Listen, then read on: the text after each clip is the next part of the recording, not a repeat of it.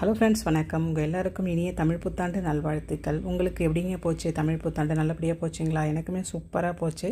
நம்ம வீட்டில் இன்றைக்கி பவர் கட் ஆகிட்டதால் கொஞ்சம் பூஜை லேட் ஆகிடுச்சு.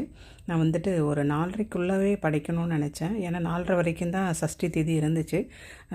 கொஞ்சம் வெளியில் போனதால் படைக்க முடியல. ஸோ அதனால் பார்த்தா 6:30க்கு மேலே படைக்கலாம்னு நினச்சேன். அப்போவும் கரண்ட்டு போயிட்டது. கொஞ்சம் அட்ஜஸ்ட் பண்ணிக்கோங்க. கொஞ்சம் கிளாரிட்டி இருக்காது. ஏன்னா ஒரு கையில் செல்ஃபோன், அதுக்கப்புறம் பார்த்தீங்க அப்படின்னா ஒரு கையில் டார்ச்சு, எமர்ஜென்சி லேம்ப், இப்படி மாற்றி தான் எடுத்துகிட்டு இருந்தேன்.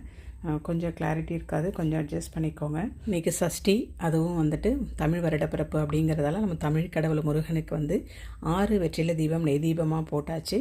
பிரசாதம் பார்த்திங்கன்னா ரொம்ப சிம்பிளாக பழங்களோடு விட்டுட்டேன். ஒன்றும் ரெடி பண்ணலை.